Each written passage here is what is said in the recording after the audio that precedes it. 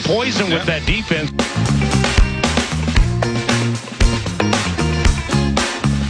That's a great setup, Bob. 9 to noon. At Dane Mizutani via X, if you're interested in following. Pioneer Press, TwinCitiesLive.com, covers the Minnesota Vikings for said scribe. And I would assume you're ready to handle the heat that training camp begin. 3-2. Believe it or not, I talk for a living. I assume you're ready to handle the heat training camp provides, not only from a weather standpoint, but from a position battle standpoint. And a lot of your professional, I would assume, personal life changes dramatically beginning tomorrow with the Teasley and O'Connell press conferences. And good morning. Yeah, good morning. Very excited. I can't wait to get rolling here. I just get so bored in the summer, and some people might say, well, how tough life you have to just kind of chill for the first couple months of summer. But I live for this stuff. And the fact that we're going to get to go back tomorrow and, get to do this for a living, but really get to follow along with all of this. And we are not devoid of storylines, certainly. So I'm excited for everything to get rolling. Ask me in a couple weeks how I feel when I'm baking in the hot sun in Eagan. But all things considered, can't wait to get rolling. Well, as we get into training camp, we gotta shake that dust off a little bit here, Dane. What do you have up your sleeve over there, you sneaky con? Well, we're going to pepper Dane a bit in terms of talkers that I feel, and maybe the Vikings loving covenant feel, will be important as training camp gets started. And you are indeed baking in the heat in Eagan from 75 yards away because KO set up a training exercise on the opposite side of the field. So bring your binoculars. But we're going to pepper you a little bit here, and I'm going to start with this. Are we healthy into camp, Dane Mizutani, whether it's the foot of a certain high-end rookie defensive lineman, or is there a finger with a linebacker that I got to pay attention to? Where are we at with the health of this team? Probably something you'll be writing about very shortly. Yes, all things I've heard, they're going into training camp pretty much full go. And I think most importantly, among that group that was maybe a question mark is, like you mentioned, Caleb Banks. Is he going to be 100% ready to go after missing a lot of the spring, recovering from his foot? And everything I've been told is yes, he will be out there on Wednesday, first practice, on Monday, first padded practice, ready to roll. And he's got some stuff to catch up on. He missed some time in the spring. He was obviously out there learning, but it's much different being kind of out there on the field in the Brian Flores defense. But yes, Caleb Banks ready to roll. I think Blake Cashman will be back ready to roll as well. They have an undrafted corner from North Carolina.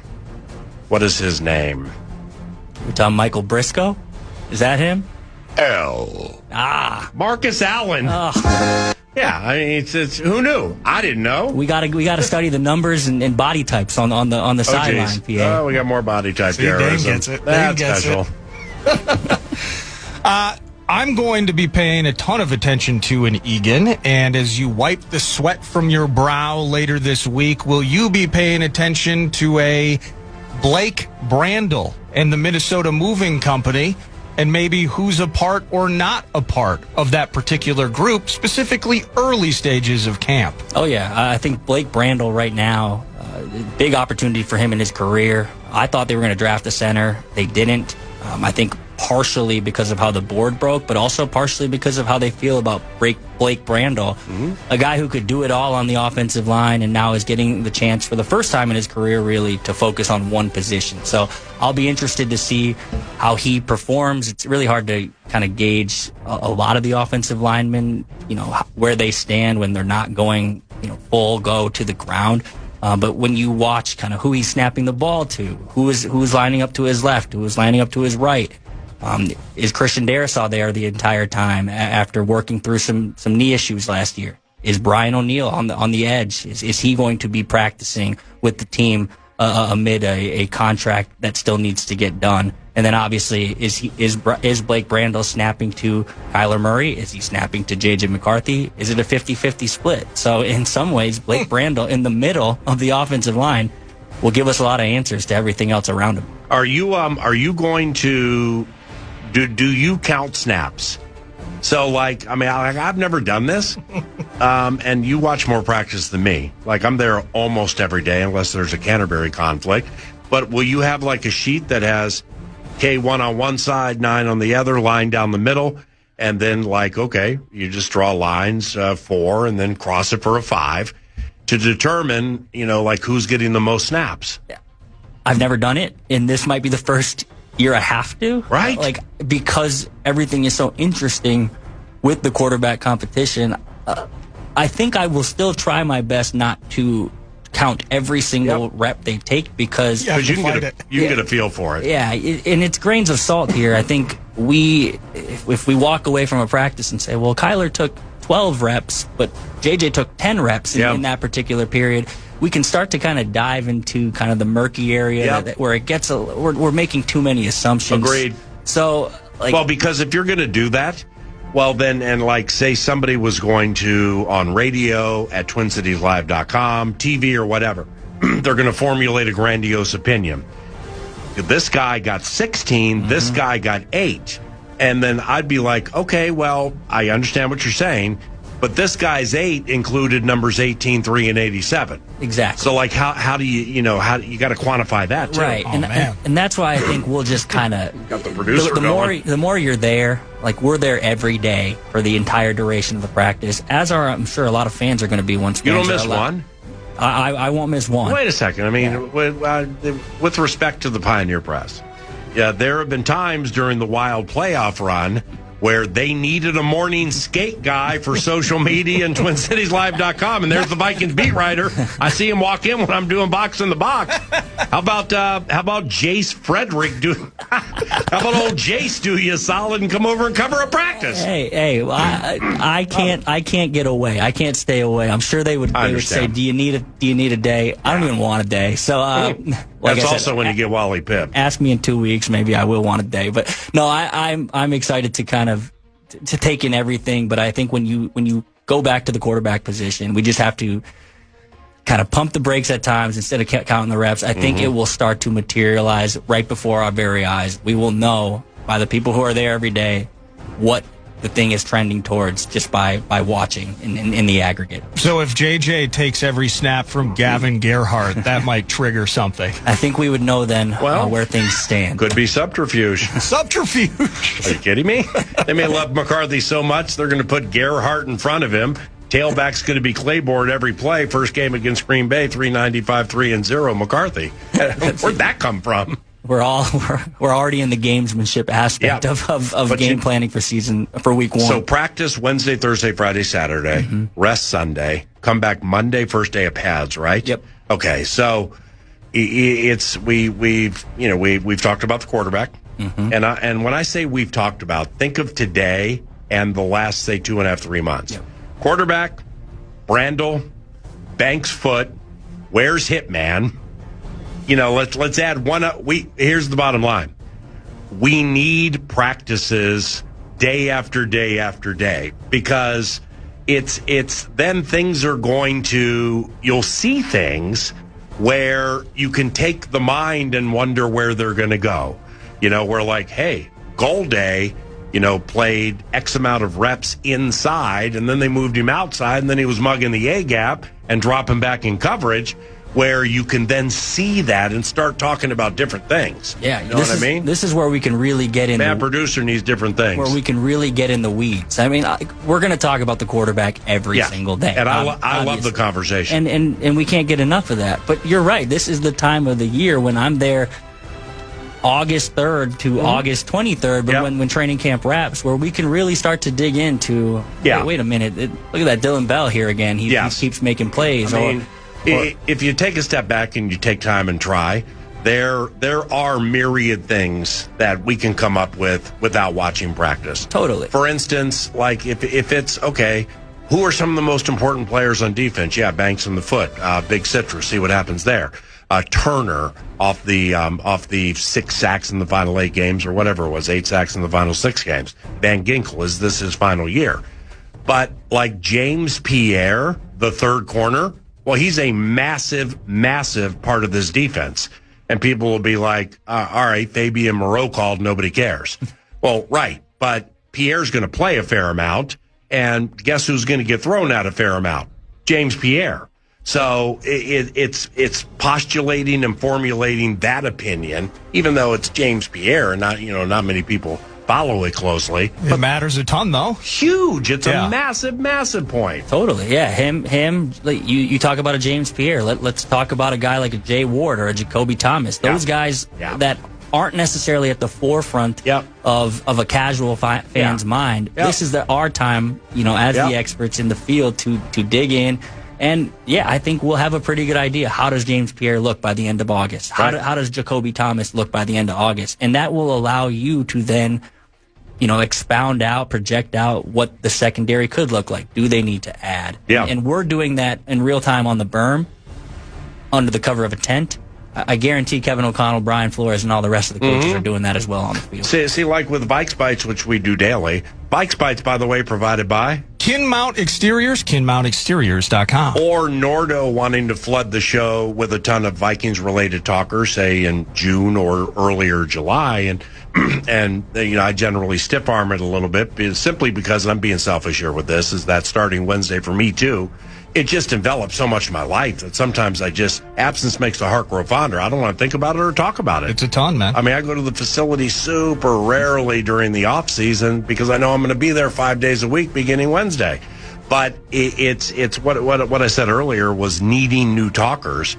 Is Nordo either has hit me with or can hit me with Jay Ward, Jacoby Thomas, Jake Golday, Jawan Jennings. That was like the first free agent at the end of the season where I'm like, well, if you sign Kyler Murray, you kind of got to bring Jawan Jennings too, because those two would be perfect together. They ended up doing it. But once I and we start seeing things, then it's going to be, Jay Ward, your thoughts. And we actually will have an answer that's not like overly speculating or guessing. Yeah, that's a great point. And that is why, and I will try to understand and take note that there are 88 other players on the field, not Kyler Murray and J.J. McCarthy. Right. But that is why I'm so excited right now. Well, me too. Because we have had snippets here and there in the spring, an OTA that we're allowed to watch in person, and then a couple that we're not allowed to watch. And you're supposed to formulate thoughts and opinions from that. But you're right. Now, when you say, how did Jay Ward look? And I can tell you right there with fact, how did he look? I can do the same thing and even more so with J.J. McCarthy and Kyler Murray. And that really is a fun part of the job. And you've done it long enough now to know exactly what I'm talking about, where you get steam. So you're chatting with assistant coach du jour, personnel person du jour, whatever du jour. And they know, now it doesn't mean the answer is going to be right. Doesn't mean so-and-so is going to be good. Or, hey, this person's terrible, but maybe they end up being good. So the answer, the outcome is not revealed. But when somebody who knows more about it than us puts us on something with trust, knowing that you're not going to overshare, but you kind of have the answer to something, and then you share it in the newspaper, on social media, or whatever. Well, that's fun, isn't it? Yeah, it makes you kind of, when you're listening and they say, hey, keep out, or someone says, hey, keep an eye out on this guy. Yeah. It makes you keep an eye out on that guy and really watch him with maybe a finer tooth comb eye than you would have earlier. And you get to see in real time, like, man, some of these guys, they know exactly what the heck they're talking about. Go to TwinCitiesLive.com, sign up, and follow what Dane does on a daily basis from Vikings training camp. More conversation involving this around the corner, but first. Yeah, the Fan and BigDeck.com want to give you a shot at some bonus bucks with the National Cash Contest. This hour's keyword is dollar. Your chance to win, go to KFAN.com. Enter the keyword dollar. Again, KFAN.com. This is 9 to noon, live on iHeartRadio.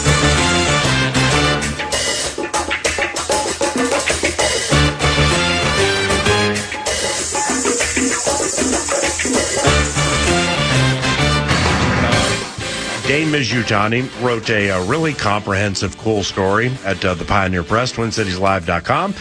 You can link up to it via his X feed at Dane Mizutani. It's about Kyler Murray, the baseball player.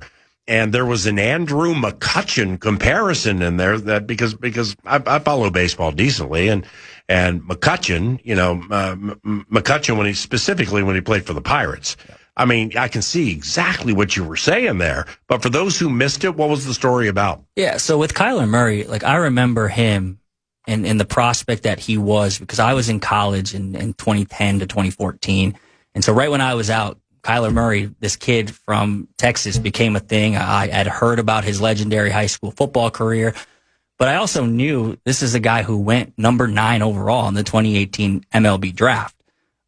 I wanted to dig into Oakland, right? To the Oakland A's, yeah, to Billy Bean's Oakland A's. So I wanted to dig into, like, obviously he was a good baseball player if he went that high in the draft. How good was he? How close was he to picking baseball? And I think the answer, it's layered into that piece, but the answer is, if Kyler Murray, when he was drafted in June 2018, it was under the condition that the Oakland A's or whoever drafted him in that draft would allow him to go back to Oklahoma in the fall to finish out his football career. At that point, Kyler Murray had kind of jockeyed for position with a guy named Kyle Allen, who's still in the league at Texas A&M. Oh, the quarterback? Yep. At Texas A&M, Kyler jockeyed for position. He's been in quarterback competitions pretty much his whole life. With Kyle Allen at Texas A&M, didn't see it all the way through. It kind of went sideways there. He transfers to Oklahoma. Well, then he backs up Baker Mayfield for a year. And I think deep down in Kyler Murray's intestinal fortitude, he knew I can be a quarterback. So when he gets drafted by the A's in 2018, it's with the guys of, I want to go back and see it through with Oklahoma. They allow him to. But how close was he to choosing baseball? I think if he doesn't win the Heisman Trophy and put himself in position to be the number 1 pick in the NFL draft, he's a baseball player right now. So would he have, do you think he would have had to have done the low A, single A, like do that 3, 4, 5 year bit to get to the bigs, or would he have jumped right in? He would have had to do that, and I think that is part of the calculus. If Kyler Murray was just a run of the mill, and he's undersized, we all know that, a run of the mill quarterback at Oklahoma, and he doesn't win the Heisman, and he doesn't put himself in position to be the number 1 overall pick, and he doesn't have one of the most prolific college football quarterback seasons we've ever seen with over 4,000 passing yards, over 1,000 rushing yards. If he doesn't do all of that, maybe he's just like Malik Willis. Maybe he's a 3rd round pick. Wow. And at that point, like, one, you're not turning down the $4.66 million signing bonus and giving it all back to the A's when you had already signed that contract in June 2018. And 2, like, are you going to go be a backup for a couple years in the NFL and hope and try and scratch and claw your way to being a starter? I think the only reason the NFL offered a bigger appeal is, 1, I think he's always loved football a little bit more than baseball. And 2, it was guaranteed. You get drafted by the Cardinals. Cliff Kingsbury is there. You are our starter. You are our franchise quarterback. And you don't have to go to Beloit, Illinois to be in high A ball right away. Right. I think there's always been a gravitational pull to the diamond for Kyler Murray. It's something I gathered in that piece that I really enjoyed putting together. But if he had an opportunity to play football, and he gave himself that opportunity to play football with how good he was at Oklahoma, he was always going to take that. How'd you come up with how did the Andrew McCutchen comp come to fruition? Yeah, so that was, I talked to an Oakland A's scout named Chris Riley. He's now the director of pitching at West Virginia University. He was the Oakland A's area scout in Texas and Oklahoma. I-20 separates the state. He had everything north of I-20. So just geographically, Norman, Oklahoma is in his area. This guy, Chris Riley, has scouted for the A's for 5 years, and then I think he went to the Red Sox, and now he's at West Virginia. But he told me point blank, like, when I watched him play, I knew right away he had the tools to be a special player. The more I watched him play, he said, I think he could have been Andrew McCutchen. His words. I then talked to Skip Johnson, who is now the current baseball coach at Oklahoma. They just won the College World Series. He said, same thing. I think he could have been Andrew McCutchen. So these guys are obviously very close to Kyler. They have almost a vested interest in his baseball projection, what he could have been. But that name kept coming up with whoever I talked to. It's because of how they profiled as players, similar size, similar build. Kyler could hit for contact, power, could run the bases, play in the outfield. He obviously has a great arm. All of the things of which Andrew McCutchen had in his prime. And McCutchen's still scratching and clawing, still trying to stick in the MLB. So if it's a realistic pathway that if Kyler Murray chose baseball, he'd be one of the best outfielders in the league. TwinCitiesLive.com, TwinCitiesLive.com, best way to start there. Yeah, and it's so fascinating to me, and he did great work on this. There is part of me that kind of ponders as he starts his career with Kingsbury in Arizona and the ups and downs of it, right? I think there was some immediate positive feedback that rookie season, and he has maybe his second year, I think it was the 10 rushing TDs. Mm-hmm. But I just wonder if baseball ever kind of re-entered his mind, you know? I mean, kind of as you're traversing now, maybe once you get a $230 million contract, maybe we just forget baseball altogether. But on the front end, I just wonder how much baseball lived in the universe around him, even early stages of his NFL career. Yeah, that's something, like, I didn't talk to Kyler a ton for this piece, but I would be curious. But I think talking to people that have known him, people really close to him throughout his rise up the ranks, I could say this with pretty authoritative confidence, is that even after he had that kind of right off the bat rise as an NFL quarterback, when people started to doubt him, I think with Kyler Murray, what I've learned is that just makes him want to do it even more, prove those doubters wrong. So I think in some ways, if he were, and how could you not be thinking about baseball if your football career isn't necessarily going perfectly according to plan, and you have that option at baseball kind of in your back pocket. But I think when he started to struggle, if you will, or not live up to the potential, if you will, as an NFL quarterback, that's just made him want to prove it to everybody even more. So I think it's interesting. David Forst, the Athletics general manager, I did not talk to him, but at the beginning of the spring, when Kyler Murray was cut by the Cardinals before he had signed with the Vikings, he came out and said, Kyler Murray's, if he wants to try baseball, the A's are always open to that option. If he really wanted to try baseball, I think Kyler would have went down that route. I think Tim Tebow is a cautionary tale of how hard it is to make it in baseball if you have not played baseball for a while. But I think deep down, I talked to Kyler Murray's baseball coach. He said he doesn't just want to play, he wants to be the best. And I think right now, with where he's at, this inflection point in his career, maybe baseball could have been an option for him, but I think deep down he wants to prove it, that he's still the football player he knows and everybody thought he could be. Saturday at the racetrack, and I've gotten Kyler Murray questions most offseason, when I see members of Rube Nation, but somebody, I think the guy's name was Sam, asked me a direct question about what do you expect from Tyler at training camp. And it was like I was doing a podcast without the Alec Lewis show or something, because they asked specifically about training camp, not about, how about them Queens? Can you find their first loss, PA? And I paused and I'm like, I can't answer that question. And for me, as long as I've called the games and as many training camps as I've gone to, I and we generally have an answer to that. Or some would just throw an answer out. I don't know what to say, because I don't know how many reps he's going to get. But the last time, or one of the last times we saw him, it wasn't good. And then he was quoted after the practice as saying, I'm not used to this. So it's going to take an adjustment because I'm used to getting all the starter snaps. That's kind of the last time we saw him. Yeah. And the lasting impression through June and July up to August was not great.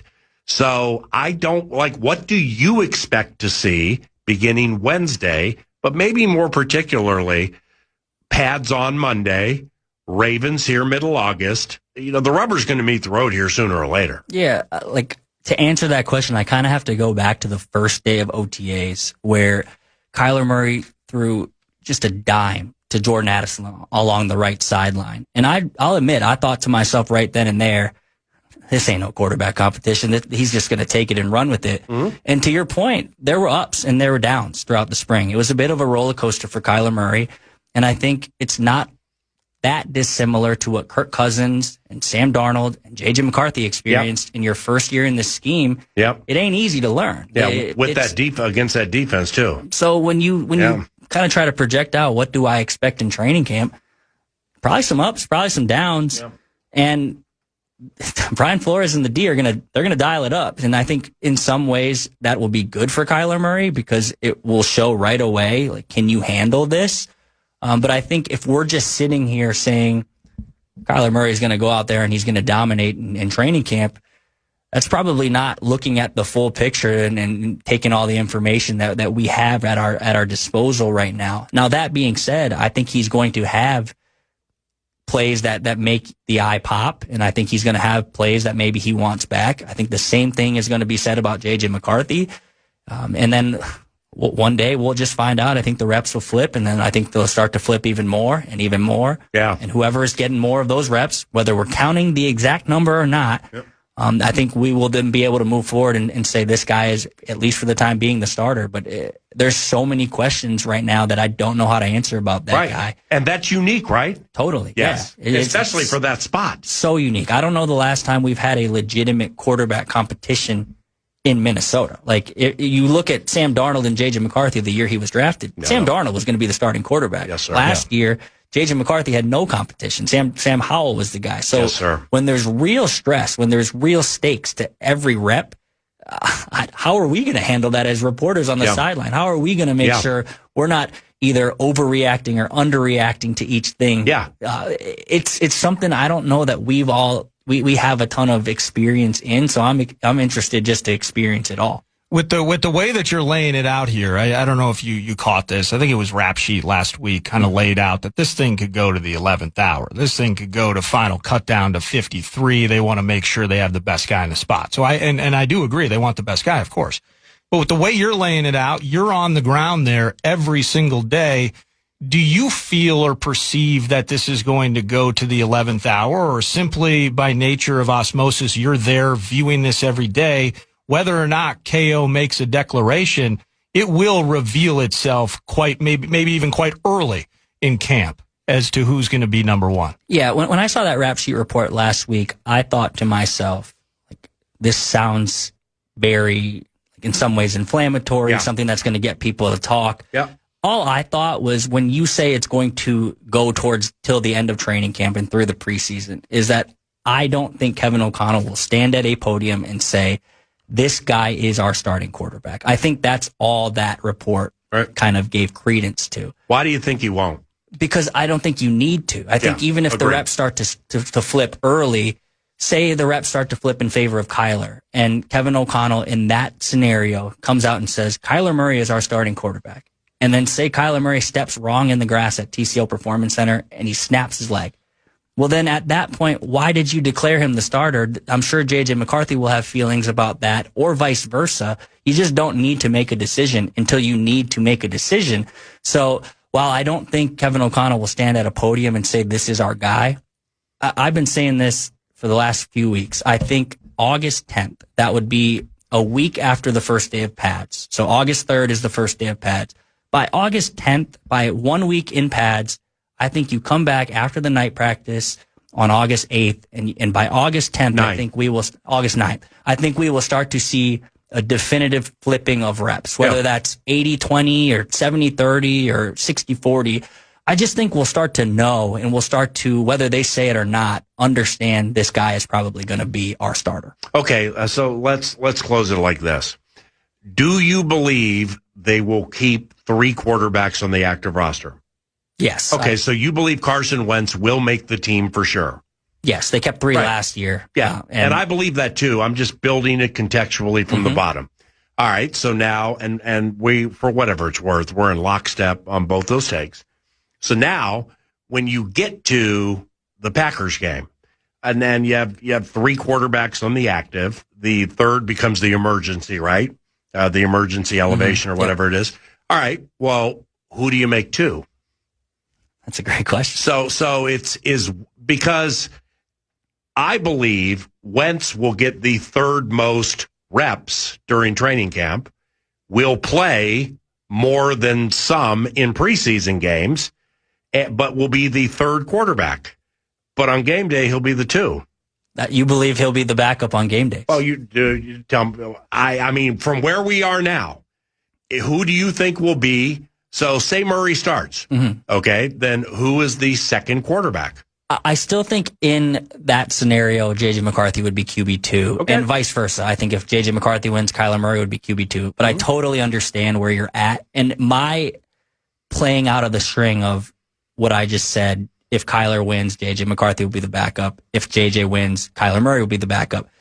is under the assumption that both of those guys continue to grow through the offense and show what they're worth in the training camp and through the preseason.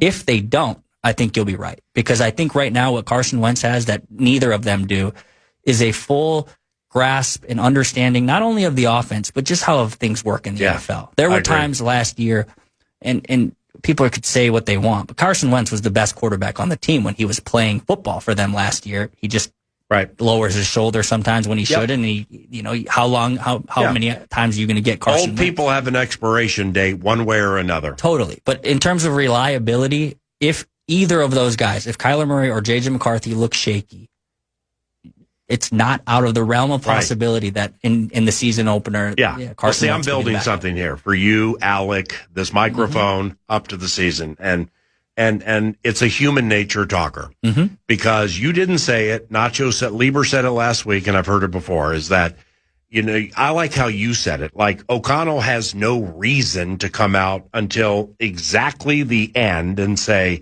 this is our starter. But the reasons that I hear associated with it are you don't want to lose the other guy. Okay, I don't like that. I don't care about that. And if they do lose the other guy, shame on the guy. When I say mentally lose them, because that means they're more mentally fragile than maybe some people think they are. But to layer it is you said it exactly how I wanted to hear it, leading from where we are now up to the Green Bay game. Because it's Carson Wentz will probably give them the best chance to win a game as a backup. And then I'm just going to be like, well, then why is he the 3 game day? You see what I'm saying? It's so true. Then you start to learn why, and then you hear the either, oh, I understand, or, well, shame on him. I mean, grow up. Come on. It's certainly something to keep an eye on. If you remember, like Nick Mullins could come into the game cold off the bench and just run the offense. Yep. Carson Wentz probably out of the 3 quarterbacks on the roster, just because of his experience and because of his stature. And like you said, sometimes older players have an expiration date. How many games of Carson Wentz would you get if 6. he was your starter? I can give you a good 6. But he could come in and I think run the offense right away with no hiccups. So if Kyler Murray or J.J. McCarthy struggle, and it becomes notable, and we're out there on the berm, and the fans are out there baking in the hot sun, and we're looking at ourselves saying, like, one of, if not both of, are struggling. There's some credence to what you're putting down, and I'm just laying out options. It's certainly another one of the things that we'll have to keep an eye on, and that's why this time of the year is so exciting, because we actually get to theorize and then apply it in real time every single day until week 1 rolls around. You're terrific. Glad to have you in the football stable. Hopefully you have time to stop around during the course of the season, and I'll see you out there Wednesday, okay? Can't wait. Dane Mizutani, Pioneer Press, TwinCitiesLive.com. The Owl Roofing post game is next. This noon, and Royals Vox. Ryan Lefevre joined PA during the first hour, and while the pretenses around it, not fun, but an unbelievable segment that you'll want to podcast later today. Here is a snippet of it as Ryan was talking about his coach, his friend, a mentor in his life, somebody so important to him. The news, of course, coming out over the weekend that John Anderson, longtime Gophers baseball coach, passed away at the age of 71. Here he is with PA. One of your most treasured possessions is a picture of you hugging John Anderson's senior day, 1993 at Siebert Field. Why does that mean so much to you? Well, if a lot of reasons, and I posted it to our group chat, a bunch of teammates, and we were posting pictures of ourselves with John, and for most guys, this is my last picture with John. I was at a Gopher game, or he was in town, or whatever, and we took this picture. And of course, everyone's saying I never thought that this would be, the last picture I had with him. And I've just held on to this one because I tried to explain to my teammates. And I sent the picture to you, and if you look closely at it, I mean, he's hugging me, but I mean, I'm just like grabbing onto him. And I think what that was 4 years of leaving Southern California to come to Minnesota and play baseball, and how much I grew as a person. And there were accomplishments on the field, but I think that was probably just a big thank you hug. Yeah. Of, man, my life. And I still had more life to live, obviously. My broadcasting career hadn't started. My professional playing career had not started, even though it lasted 2 weeks. But, my broadcasting career hadn't started. So many friendships hadn't been made yet. I hadn't left for Kansas City yet. But, that was just a way, I guess, of just thanking him. Sad that was my last game at Siebert Field, but just thanking him for believing me and believing in me and loving me and coaching me. And there's a lot in that hug there. It was a terrific conversation PA had with Royals play-by-play guy Ryan Lefevre earlier today, 9 to noon. And that puts a wrap on the postgame brought to you by Owl Roofing. OwlRoofing.com. Thank you very much for picking up the postgame. And most importantly, thank all of you for listening to 9 to noon. For Nordo, I'm Paul Allen. May God bless you and all of your families. And we will chat with you tomorrow on a Northern Fire Talker Tuesday. Goodbye. Temporary layoffs. Good time. 9 to noon. Credit rip-offs. Good times. You like that? You like that? Good time. Hanging in a jar. Good times. Ain't we lucky we got 'em? Good times. If it's good news or money, leave a message. Podcast today's Paul Allen Show, or listen back to previous show and interviews by going to the iHeartRadio app or KFAN.com. From the 1-800-ASK-GARY Traffic Center. This report is sponsored by Northern Tool and Equipment. Brake lights